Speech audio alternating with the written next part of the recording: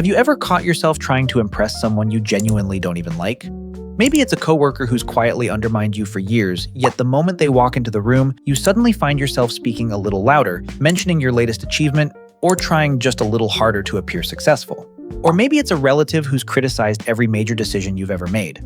You already know they'll never fully approve of you, and yet every family gathering somehow turns into another opportunity to prove that you've finally become good enough. Now think about how strange that really is. If that person disappeared from your life tomorrow, you probably wouldn't miss them. You wouldn't ask for their advice. You wouldn't choose them as a friend. So why does one sarcastic comment from them stay in your mind for hours? Why does a single raised eyebrow or dismissive look make you question yourself even when you know their opinion shouldn't matter? Here's the contradiction almost nobody talks about. We assume the people we admire should have the biggest influence over us, while the people we dislike should have almost none. But in reality, the opposite often happens. Sometimes the people we can't stand end up occupying the most space inside our minds. We replay conversations with them, imagine proving them wrong, and secretly hope that one day they'll finally admit we were right all along. What's even stranger is how different praise can feel depending on who it comes from. When a close friend tells you you've done a great job, it feels good for a moment. But when someone who's always doubted you finally acknowledges your success, the feeling is completely different. It feels bigger, more satisfying, almost addictive. It's as if you've finally won something that mattered. But why? Why does approval from the wrong person sometimes feel more valuable than approval from the people who actually care about you? The answer has very little to do with that person. In fact, it has almost nothing to do with them at all. It's about your brain. More specifically, it's about a survival system that evolved thousands of years before the modern world existed. A system that still influences your emotions today, even though the world it was designed for disappeared long ago. By the end of this video, you'll understand why your brain keeps chasing validation from people who don't deserve your attention, why their opinions seem to carry so much emotional weight, and most importantly, how to stop giving them control over your peace of mind. Before we get there, I want you to try something. Think about the last person whose opinion made you anxious. Not someone you deeply respect, not your closest friend. Think about someone you actually don't enjoy being around. Someone whose approval, logically speaking, shouldn't matter to you at all. Now notice how quickly your mind starts replaying your last interaction with them. Maybe you remember exactly what they said. Maybe you remember what they didn't say. Maybe you wonder if they were judging you without even realizing it. If that sounds familiar, you're not weak, insecure, or overly sensitive. You're experiencing one of the oldest survival mechanisms the human brain has ever developed. Thousands of years ago, our ancestors didn't live in cities or work in offices. They lived in small tribes where survival depended entirely on belonging. If the group accepted you, you had protection, food, and a much better chance of staying alive. But if the group rejected you, the consequences were far more serious than hurt feelings. Being cast out often meant facing the wilderness alone, with little chance of survival. Because of that, evolution built an incredibly sensitive alarm system into the human brain. Its job wasn't to protect your confidence. Its job was to protect your life. That's why social rejection still feels surprisingly painful today. Research has shown that the same regions of the brain involved in processing physical pain also become active during experiences of social exclusion. In other words, your nervous system doesn't completely distinguish between being physically threatened and feeling rejected by other people. The problem is that your brain never updated its software. It still reacts to modern social situations as if your survival depends on them. A cold reply to your message, an awkward silence after you speak, a dismissive glance from someone you don't even like. Your logical mind knows these moments aren't dangerous, but your ancient survival system isn't interested in logic. It's asking one simple question, the same question it has asked for thousands of years. Am I still accepted by the group? And that's where everything begins to make sense. But even that ancient survival instinct doesn't explain the whole story.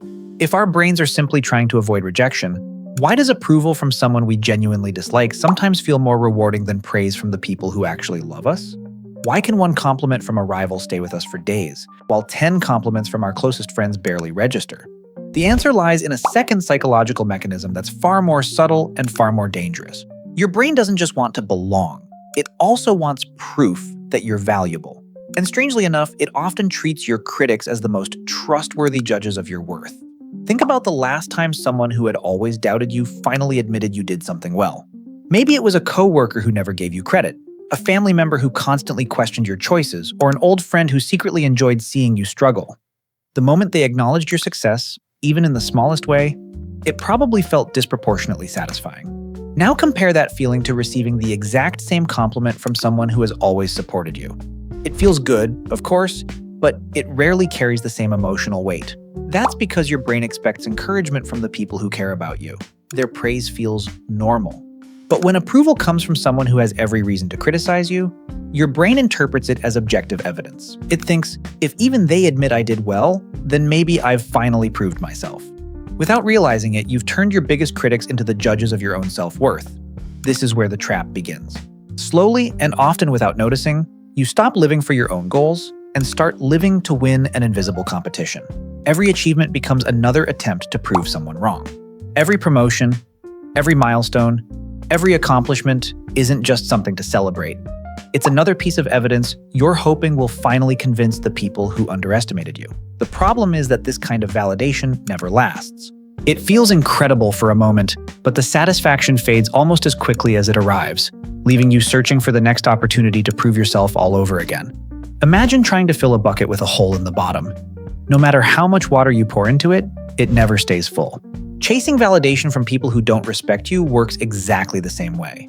Every compliment leaks away. Every victory eventually feels insufficient. So you keep working harder, achieving more, and performing longer, believing that the next success will finally silence the doubts you've been carrying. But the finish line keeps moving because the problem was never your achievements. It was where you were looking for your sense of worth. The most ironic part is that the people you're trying so hard to impress probably aren't thinking about you nearly as much as you imagine. While you're replaying conversations in your head, wondering whether they respected your success or judged your mistakes, they're busy worrying about their own lives. Yet somehow they've become the audience you're performing for every single day. And that's where the real cost begins to appear. It's not just emotional exhaustion, it's the gradual loss of your own identity. You start filtering your opinions before you speak. You soften parts of your personality to avoid criticism. You exaggerate your accomplishments because you want people to notice. Sometimes you even make life decisions based on how they'll look to people whose opinions you claim not to care about. Little by little, you're no longer living according to your own values. You're living according to an imaginary scoreboard inside your mind. Think about how much energy that steals from you. Every minute spent wondering what someone else thinks is a minute you can't spend building the life you actually want. Every achievement becomes less about your own growth and more about proving something to people who were never going to define your value in the first place. It's like running a marathon while constantly looking over your shoulder to see whether the crowd is clapping. Eventually, you stop running your own race and start performing for an audience that may never applaud. So before asking yourself how to make your critics respect you, ask a different question instead. Why have you given them the authority to decide how valuable you feel? Because the moment you stop treating their approval as the prize, you take back something much more important, your freedom. And that's where the real transformation begins. So how do you actually break free from this? Most people assume the answer is to simply stop caring what others think. You've probably heard that advice before. Just ignore them. Be yourself. Don't let their opinion affect you. It sounds empowering, but if you've ever tried it, you already know it doesn't work. You can't force yourself not to care any more than you can force yourself not to feel pain. Your brain doesn't respond to commands. It responds to understanding. And the moment you understand what's happening beneath the surface, you stop fighting yourself and start working with your mind instead of against it. The first step is something I call the respect filter. And it's a question so simple that most people never think to ask it. The next time someone's opinion starts bothering you, pause for a second and ask yourself, if this exact person told me I was doing everything right, would I genuinely trust their judgment? Be completely honest. If the answer is no, then why are you treating their criticism as if it's the truth? You can't reject someone's praise while accepting their criticism. Either their opinion has value or it doesn't. Most people accidentally do both. They tell themselves, I don't care what they think, yet the moment they're criticized, they spend the next 3 days replaying the conversation in their heads. That's not because the criticism was accurate, it's because they never questioned whether the source deserved their attention in the first place. Imagine walking into a restaurant and asking someone who's never cooked a meal in their life to judge the quality of the food. It sounds ridiculous. Yet emotionally, that's exactly what many of us do. We hand our confidence over to people who have never built the life we want, never demonstrated the values we admire, and never earned the authority we've silently given them. We let strangers, rivals, and critics become the judges of a life they don't even understand. The second step is learning to separate discomfort from danger. This is one of the hardest shifts to make because your brain treats the two as if they're the same thing. The moment someone disapproves of you, your nervous system reacts as though something terrible is about to happen. Your heart beats faster. Your thoughts race. You feel the urge to explain yourself, defend your choices, or somehow win them back over. But here's the truth. Feeling uncomfortable doesn't mean you're unsafe. It simply means your ancient survival system has mistaken a social situation for a life-threatening one. The next time you notice that familiar wave of anxiety, don't immediately react to it. Instead, become curious about it. Ask yourself, am I actually in danger right now, or is my brain running a survival program that no longer fits the world I'm living in? That one question creates a small gap between your emotions and your actions, and inside that gap is something incredibly powerful: choice. Instead of automatically performing for approval, you get to decide whether this person's opinion deserves another second of your energy. At first, that gap will be tiny. Your emotions will still feel overwhelming. You'll still catch yourself wanting to explain, justify, or prove yourself. That's normal. You're interrupting a pattern your brain has been practicing for decades. But every single time you pause instead of performing, you're teaching your nervous system something new. You're showing it that rejection isn't the same as danger, that disagreement isn't the same as abandonment, and that someone else's opinion isn't a verdict on your worth. Finally, there's one shift that changes everything. Stop measuring success by the number of people who approve of you. Instead, measure it by how closely your actions align with your own values. Imagine reaching the end of your life and looking back. Do you think you'll feel proud because everyone liked you? Probably not. You'll feel proud because you lived honestly, stayed true to what mattered, and spent your energy building a life that reflected your own beliefs instead of constantly chasing someone else's approval. The truth is, freedom doesn't come from convincing your critics that they were wrong.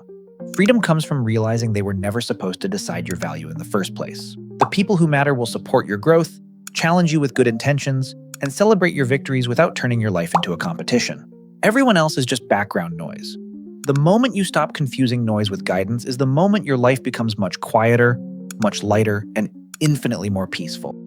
So the next time you catch yourself performing for someone you don't even respect, remember this: you're not chasing their approval because they hold the key to your worth. You're chasing it because your brain is following an ancient script that no longer serves you. And once you recognize the script, you no longer have to keep acting it out. Real confidence isn't the ability to make everyone admire you. It's the ability to let the wrong people misunderstand you without feeling the need to correct them. Because the strongest version of yourself isn't the one who wins over every critic. It's the one who no longer needs to. If this video helped you see a pattern you've never noticed before, that's exactly what this channel is about.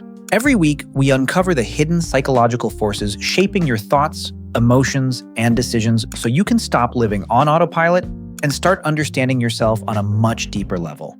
If that sounds like something you want more of, subscribe and join us for the next one.